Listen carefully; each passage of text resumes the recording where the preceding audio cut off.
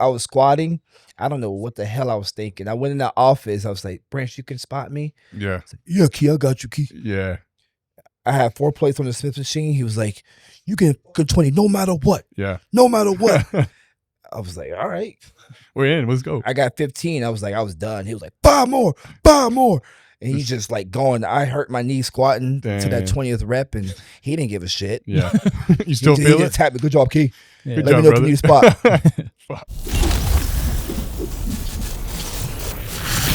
Hey, Keone, we really appreciate you being here, bro. You know, it's like I said, when you were posing the posing room, bro, you told me 4 years ago we have Keone Pearson in here. Yeah. It's an honor, you know. Thank you, I'm a man. big fan of bodybuilding. So we've been going to Olympia for the last 4 years, Yeah. you know. And I would have gone sooner, but we couldn't afford it, you know. But now we can go, and so seeing you guys up there and having you guys in here, it's a treat for us, you know. Yeah. I was telling her last night that you came to line in 22. Yeah. And we took a picture together. Yep. And you actually offered me to come here. I forgot what happened though, but we never made it happen. But we finally made it happen. And I remember you came to me last year when they hit in my table all the way back for whatever reason.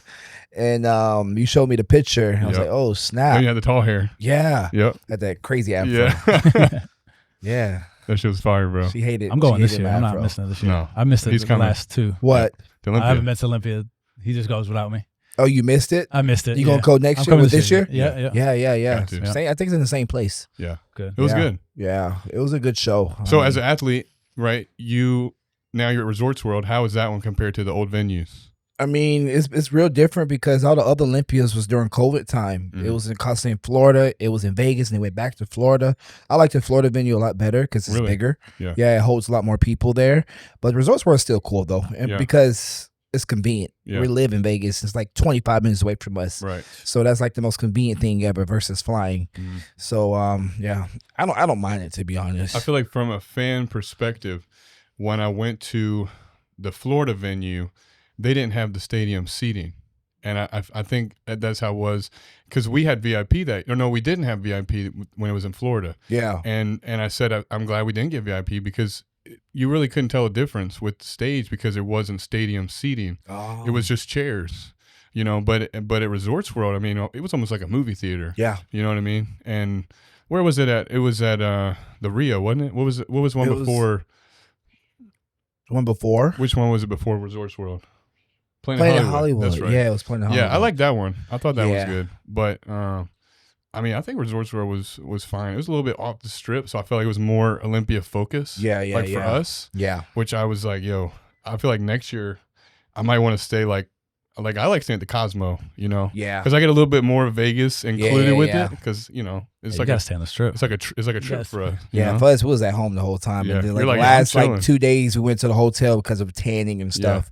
But this year we're gonna get like Airbnb because we just want to be away from everybody. Yeah. At this point. I think that gives you a competitive advantage, you think, like being from there? Or like at home? At home, oh, for sure. Because I don't have to fly nowhere. I don't have to have to adapt to the weather or anything like that. I know about holding water on a plane, being so lean or so.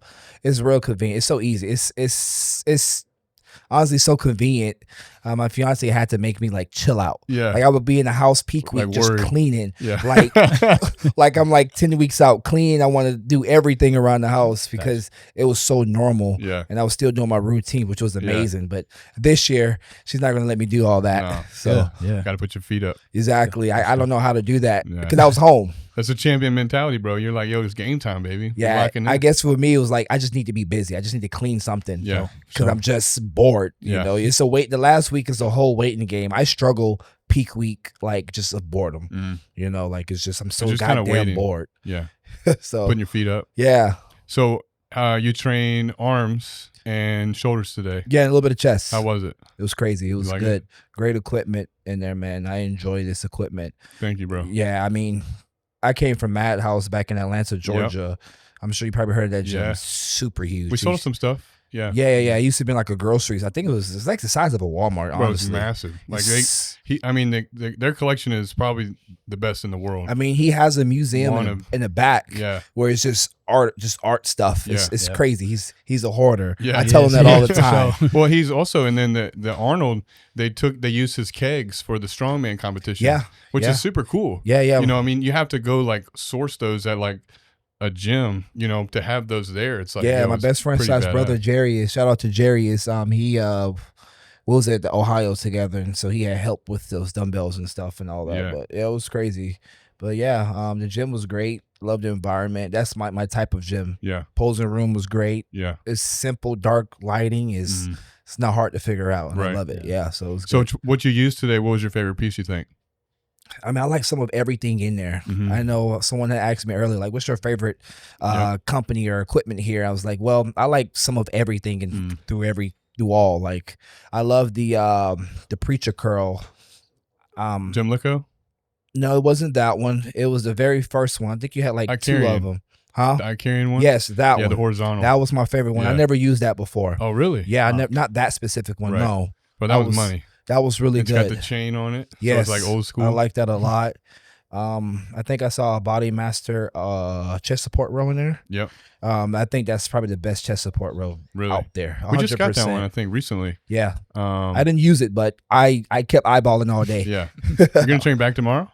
No, we're going to do some hamstrings, but I'll probably add like one back exercise just for fun. You got to get on that TK. Yeah, man. Bro. This is what we do for a living, traveling. This is the time you want to have fun and try different equipment. And, you know, we don't have this at home in Vegas, so I want to take advantage of it. But you guys are talking about doing something for yourself, right? Yeah, in the future, like when we own our own home and stuff, definitely. I want our own private gym just to focus and be away. I'm just getting that point to my career where I don't want to train in a public gym anymore. Yeah. You know, I don't want to talk. I don't want to take pictures. I just want to just go in the gym, bare fucking foot in my socks, and just train and then go home. Right. That's it. Right. You know, like watching Chris Bumstead and seeing him motivated me. You know, Regan Grimes had his own gym in Canada. He had it. So that's something we're working towards, and we will. Yeah. So that's awesome. And then you know, use us. You can use us as a resource. Like, yo, where'd you get this? You know, what do you think about this? Like, I talk to a lot of other gym owners, and we spitball back and forth about machines. Yeah. You know, where'd you get this? What do you think about this? You know, and a lot of them trade, you know, like, yo, my members are liking this more than this, you know, and that maybe won't apply to you because it'll be for you. Yeah. But it's a tight group, you know, and the machines, the best ones are not making them anymore, you know, so that's the thing. Yeah, those are the ones you got to hunt down and really find. You actually got to get in a car and travel.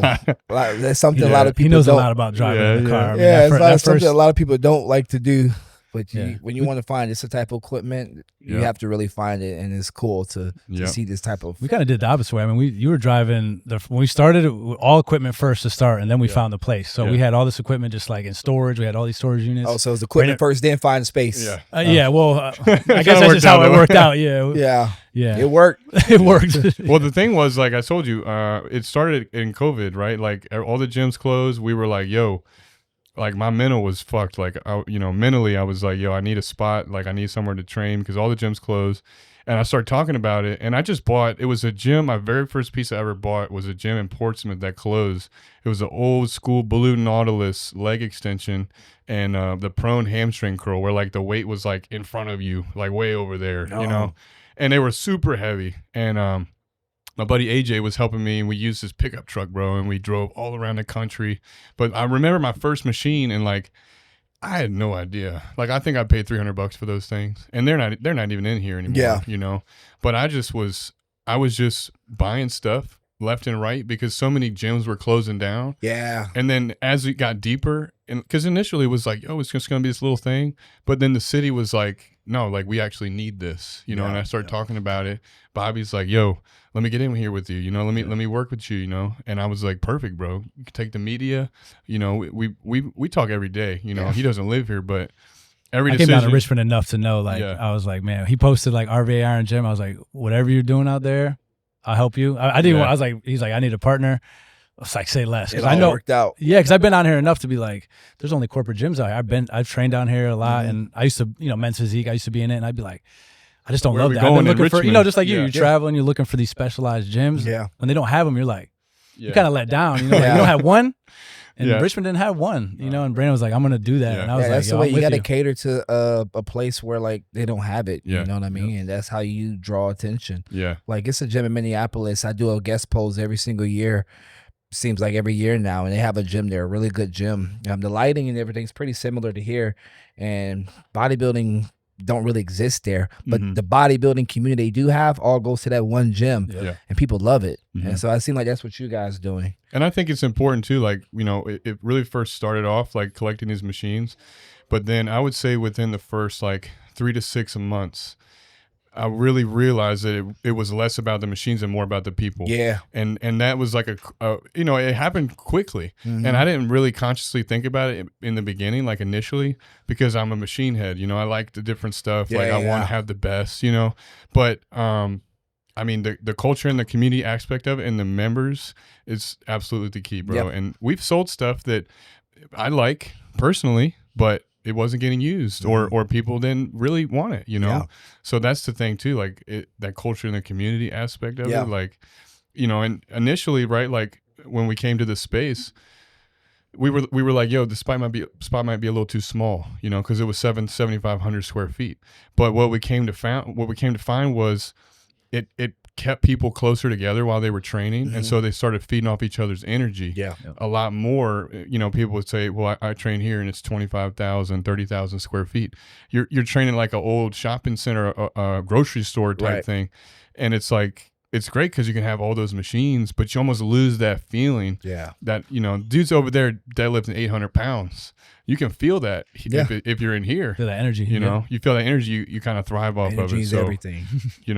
I think that aspect of it is something that we really lean into. Yeah. Smart. As a pro bodybuilder, I mean, do you feel that? Like, I mean, you train at, a ton of gyms. Yeah. I mean, obviously the equipment's important, but how much does that matter to you? How much does that matter to you? Energy, the community. Sometimes, energy matters, but sometimes I like to say to myself, like, we are like the energy. Yeah. So We bring the energy. Yeah, when we go to a gym, me and my fiance go to all types of gyms, and people look at us and they feed off our energy, and then I feed off their energy because I peep around. I can see people bullshitting and people actually training and stuff. I'm not there to watch you, but like if I'm getting water and stuff and I'm looking around, I can see someone busting their balls because they see us. They feeding off our energy. I mean, hell, I think our energy is so pure. I mean, it's a lot of times where we're not in the gym, people ask us, "Oh, I wish you guys was here today, man," because they felt our energy. So I always say, like, we are the energy. I don't need to go to a gym that has crazy energy. I don't care about that. I just want good equipment, and I'm going to train because I have all the motivation I need to get it done anywhere. So I don't need like crazy energy. And that's why you're an Olympia champion. And the thing is a lot of those people, they're trying to get there and they're not there yet. Like, so they need that energy from you. I think with me, because when I was just training, I trained in a lot of old school gyms by myself. Where it's like 2-3 people, but they were serious too. So like I was always training by myself coming up as a bodybuilder and training in very small bodybuilding gyms. Training at Madhouse, I had a training partner, but even a lot of times I wasn't training with them, but the gym was so damn massive, you feel like you by yourself. So like, I just need good music, good equipment, and I'm in there training. That's good. Yeah, that's why you're at where you're at. I mean, for our members and stuff, they all feed off each other for sure. You know what I'm saying? This community in here is and there's nothing wrong with that. That's great. Yeah. That's great. You need it for something like this, like not every day.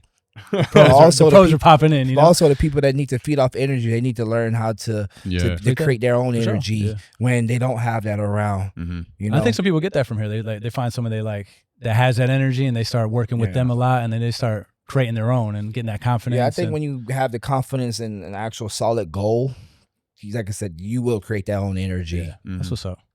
So let me ask you this: when you were getting into it, right, and you were training your partner at Madhouse, when was that moment where you were like, "Yo, I think I could go all the way with this"? You know what I'm saying? Well, did you come from sports? Like what kind of propelled you into this sport, and then made you realize you were like, yo, you could become like the Mr. Olympia one day, Well, I was already an athlete playing football and running track, but I remember I was training at a gym called Dino's in Warner Robins, super old school gym. You're from Warner Robins? Yeah. Yeah, the gym's so old school, they didn't even give out memberships anymore. Dang. You had to know the code to get in. Yeah. And I kind of want that. We might get there. We might get there one day. Yeah. I didn't know the code. I didn't have a gym membership. I couldn't afford it. So one of my buddies gave me his code. So I always went in as a member till I got caught. Yeah. Then eventually the guy saw. Brandon catches him. Bro.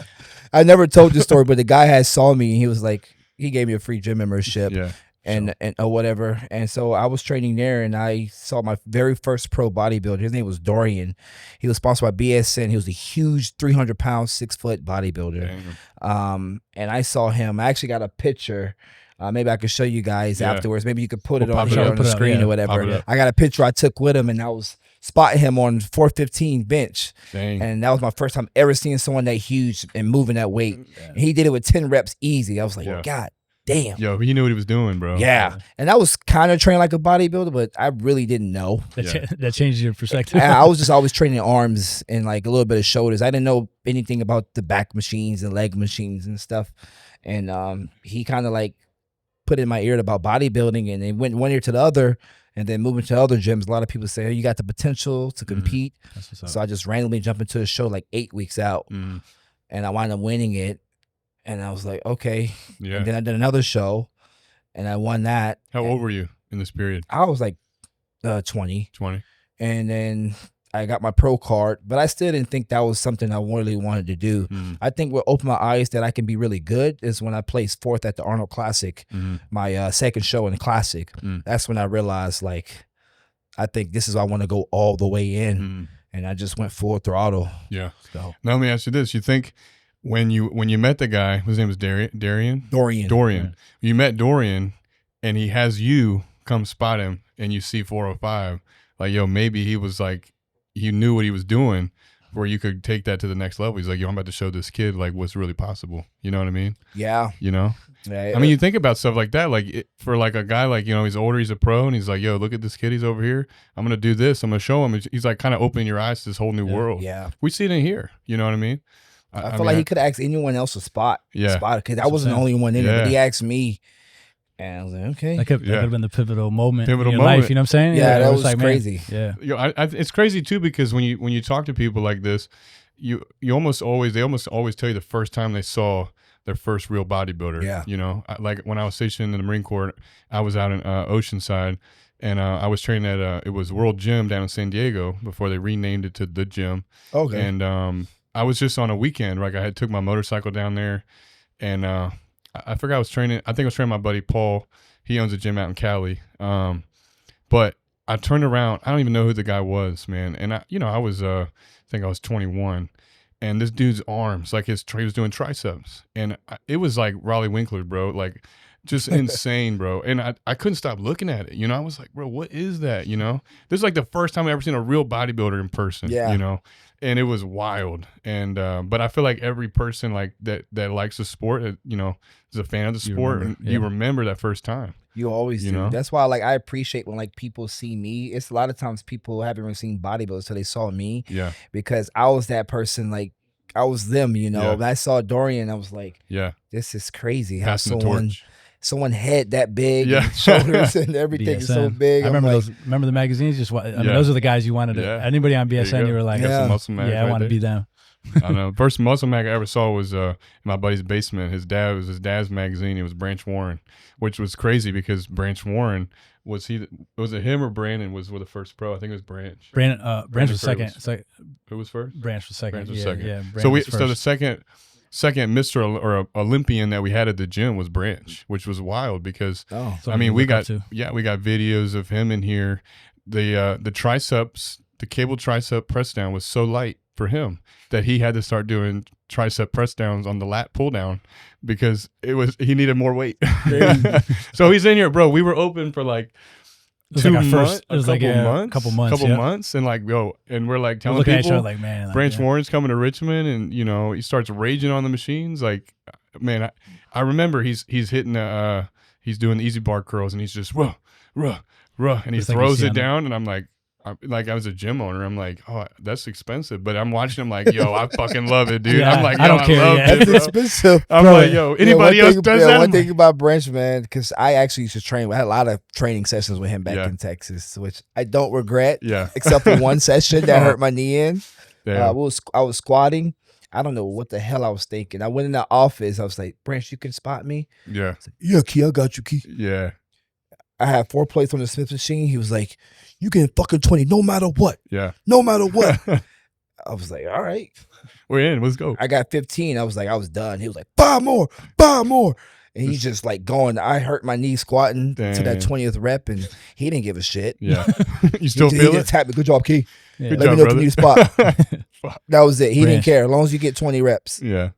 Damn. Yeah, that's so Branch. You know, but it comes from that intensity, right? And like you see, how do you feel about bodybuilding as a whole right now? Like it feels like so much scientific stuff is coming out, and you know, and I mean, it's like levels to it. Like, yo, there's a part of it where that intensity really matters. Like it comes down to that, and there's a part of it where that execution really matters. But like, I feel like social media has kind of taken this thing and like ran with it too far. Like you see all these kids like really just, you know, like you just gotta go with what works for you, and that's what I learned. I was telling the kid in there, I was spotting him on the hack squat. He was like, "What I got to do to bring my legs up?" He was classic. I was like, "Bro, this is not hard. Yeah, people make things hard."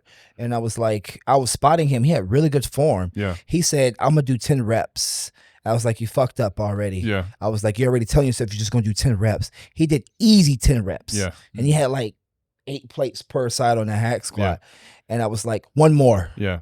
One more. I said that 10 more times. He did 20 reps. Oh, there you go. He blacked out. Yeah. And I was like, that's how you got to go on all your sets. Yeah. It's that intensity. Like, that's how you got to go on all your sets. He's never going to forget that. And I was like, and I was like, when I train, I go there. I was like, that's just how I grow. And that's how you got to do it. It's like, your form was perfect. That's telling me you do know how to train. You're just not pushing yourself. Right. He looked at me and agreed. He was like, yeah. I was like, he did 10 reps like it was a warm up. Yeah. He didn't breathe heavy or anything. But the last 10, oh yeah, he felt that. He felt that. And I was telling him, this is how you train. Yeah. That's all you have to do. That's how you grow your legs. Yeah. Not doing 10 reps and having a tripod on the video and you know, I look cool. I look cool for Instagram, baby. So it's not hard. You just got to find what works best for you. I mean, I built a foundation of my physique just training crazy. I don't recommend that to people. That's just what I did until I had to be a lot more strict on certain movements because I need to bring up certain body parts. That's when you kind of got to throw the ego out the door. That's when I did start training a lot slower. But once I started training a lot slower and perfect my form, now I can throw that intensity with it. And now I can get kind of dirty with it a little bit, but still keeping the form good. And so it's a happy medium, like balance of when it comes to training like that. And what was the name of the gym you guys train at in Vegas? It's just called Strength Culture. It used to be Elevation, but now Strength Culture is a really cool gym. I like it. Yeah. They're starting to replace a lot of equipment and put in good stuff. And for the most part, they have everything that we need. And we get it done. We make it work. That's where you just were with Brandon and Jeremy? Yeah. They were just randomly popped up in there. And then Phil came. Yeah, Phil came. We don't even train on Wednesdays, okay? Do they all live in Vegas or? Just Brandon live in Vegas. They had like some type of equipment convention or something there. Yep. And it was random. Like I said, Wednesdays are rest days. We don't ever train on Wednesdays. So having goddamn 7-time Mr. Olympia, 3 times, 4 times, and then myself, it was cool. Regan Grime was there. So it was a cool environment. That's some energy in the gym right there. Yeah. That was energy that I did not expect. But I'm all for it though. Yeah. That's what's up. When you're getting close to the Olympia or any competition, like how much did these guys play a role in getting you to that next level? Like, can you reach out to Phil and be like, yo, how do you know? Do you have those mentors or those guys? I have those. Not Phil, but like, you know, Jay Cutler's around. Yeah. He supported me a lot through my prep. I send a lot of my check-ins actually to Jay Cutler during prep. Oh, nice. And he respond back with no problem and just motivate me. Flex Willer, whenever I get a contact with him, I talk to him. Chris Cormier every blue moon. I mean, a lot of those guys actually check up on me. Yeah. You know, to see how I'm doing. Yeah, they want to know you're doing. And then I'll just probably update and talk to them. So I think I have, as far as like mentors and stuff, like the old heads, I have a good circle with them guys. You think Jay's been like your number one guy, like that's helped you the most over the years? Like really? Well, Jay, not really, not over the years. I didn't really like start talking to Jay until I actually moved here. He met me when I was natural at the time at the Arnold Classic. I was like 5 weeks out. I was living with Flex Wheeler at the time for that prep, and that's when I met Jay. Just living with Flex Wheeler? Yeah. No big deal. Yeah, I know. It's crazy because I didn't know much about Flex Wheeler at that time living with him. I didn't know jack shit. When he came up to me after I got second in my pro debut, and he said he wanted to coach me, I dropped my coach so fast and went to him. Yeah. But I didn't really know Flex like that. I had to do my homework afterwards. Yeah. And I was like, damn, that's my favorite bodybuilder. Probably good. Yeah. Yeah, but no, I think that the biggest mentor I had in my career was Flex. Damn. It was Flex. Yeah. And I learned a lot from him, especially like in a bodybuilding aspect, and especially the posing aspect. Yeah, I give him all the credit when it comes to my the posing. artistry, the perfectionism. I give him all the credit. Yeah, if I have not met him, would I still be a good poser? Yeah, because I feel like I already had it in me, but he really brought it out of me. Yeah, like how we go there in the gym, that's how he did in the posing room. That's awesome. And this shit sucked. Yeah. I feel like a lot of people are missing that, right? They might be able to do one or the other, but you need both of them together to really, Yeah. Like, a lot of people, they hate posing. They dread it. They don't do it. And they get up there, and especially at amateur level. Yeah, they either hate it or they be like, I want to wait till I get lean. Yeah. I'm like, for what? Yeah. You got to do it now. 2 weeks out. Yeah. You want to wait till you're shredded to the bone to learn how to pose or hit a pose? Like, no, do it when you're fat, when you're fluffy, when you got like water on you. Do it then. It's going to be 10 times easier. And I always like preach that. Yeah, that's nice. Let me ask you this. When you guys do a lot of traveling, like this year, how much have you guys had to travel? I mean, obviously came to Richmond. We just came back from the Arnold, and we did the LA Fit Expo. We did Korea already. Sounds like a lot already. It's a lot, bro. It's a lot already. It seems like. Yeah, and then obviously I took my fiance on vacation to Hawaii after the Olympia, but this is now where we're hitting the travel now. Yeah. So we got some other trips planned. Nice. We're going to Mexico City. Nice. I'll be with Elevate, the Cream of Rice Company. Nice. I'll have a guest pose in Minneapolis in June. Supposed to be going back to Georgia for Madhouse Gym, my home gym. Nice. I may be missing some other traveling, but we're traveling a lot though. We travel at least about once a month for sure. Nice. Yeah. And I mean, it's great for you guys. You get to travel and you get to experience new things and you get to see different cities. I mean, and make a career out of it, and then you get to meet fans. Like, I mean, I think that was like the missing thing, like back in the day, I mean, and social media has really helped. People ask us all the time, like, yo, how'd you guys get Keone out here? How'd you get Brett and Ivana? I'm like, yo, that's why I go to the Olympia. I go to the Olympia to network with these athletes. I go as a fan, but also go so that when I meet these guys, say, hey, let's talk some business. Like, we'll get you guys out, And because we're, this is Richmond, Virginia. Like I told you, we're really kind of a stepping stone for a lot of these guys. Like, we don't have any big time names in here yet, right? Yeah. But we want to build that culture and that community. Yep. So that's a key part of what we like to do here in Richmond, That's smart. And no other gyms aren't doing that in the area.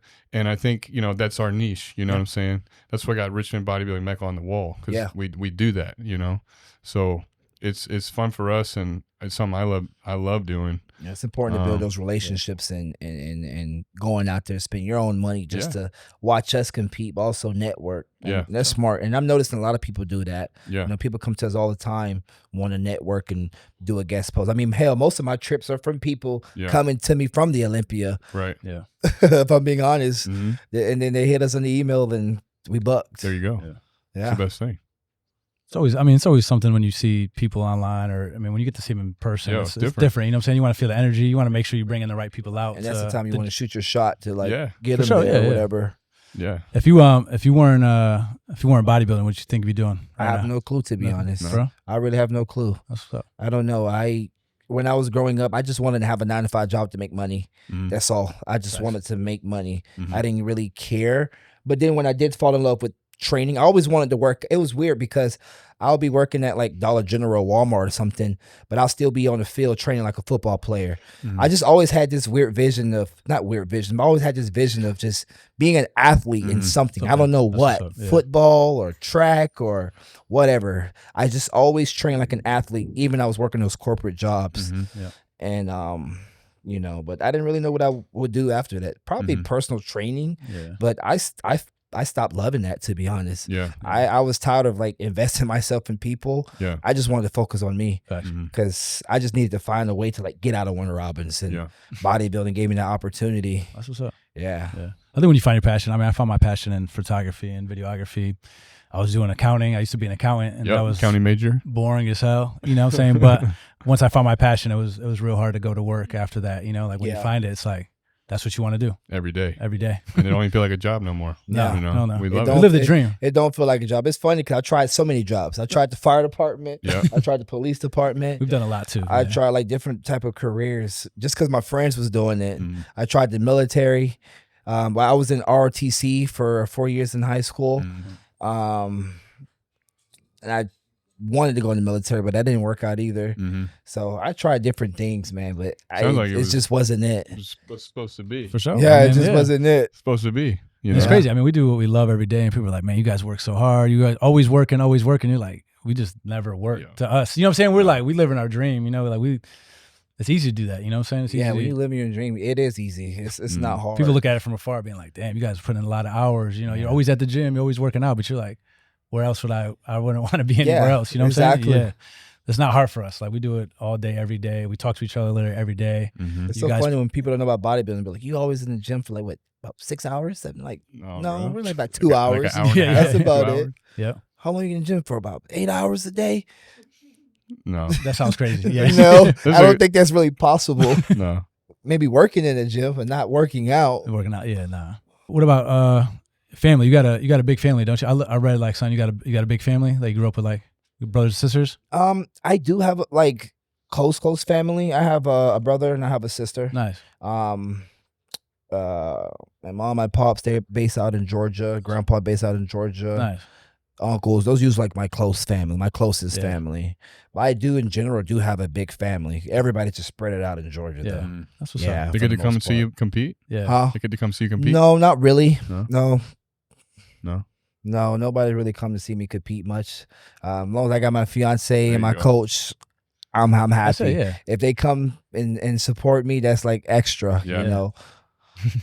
But my dad saw me compete a couple of times as an amateur, and he been to a couple of my pro shows as well. What's up? He's a huge support too. Yeah. He tries to be. Yeah. That's about it though. Yeah. At least you got your fiance. I mean, that's it. That's all you need. The Rock, baby. The Rock, baby. Yeah. That's all you need. You do it together. Exactly. We do everything together, man. It's tough. Yeah, I try to get my grandparents out here sometime. And my family's from Connecticut, so it's tough. I mean, they've been to the gym a couple times, but you know, it's good when they get to see it. And what you said, they have been to the gym? They have only been a couple times. Yeah, they've only come down here a couple times. Yeah. But you got Gio, bro, and that's what I'm saying. Yeah, I got my son. You saw. I mean, he called you with Gio. Like, that kid's involved. He's not really here as much, but he knows about me. He knows about the gym. He knows what his dad's doing. How old is your son? 5, going on 6 this year. Smart. Yeah. But he knows. I mean, he's just like, he sees the logos. You know, like us rocking the gear all the time. He knows. He's got his own stuff. He's like, man, I know. Like that's Daddy's gym. You know, like I'm gonna work there one day. I was like, that's what's up. I'm gonna work out there. He thinks I go there. Like when I go to the gym at night. I live in Northern Virginia, so I live 2 hours away from here. He's like, you going to your gym? I was like, no, I don't drive 2 hours every night, buddy. I go to the gym up the street, and then I come down here when I can. But that's what's up. Having the family involved is good. And he's in Muay Thai now? Yeah, Muay Thai. He's doing Muay Thai. He's playing baseball. Yeah, we're busy, man. When's baseball? Tomorrow. Tomorrow? Tomorrow baseball starts. We're gonna be here tomorrow. It's all right. Yeah, we're gonna have to FaceTime and watch that game. We're gonna watch. He's on the Yankees though, so that's all I care about. He's on the Yankees. Yankees. Yeah. Okay. I think I'm a Red Sox fan. You like baseball? Any other sports? What do you watch? Man, it's a funny story. I actually tried out for baseball for 2 years in a row in high school. That didn't work out. No? I sucked.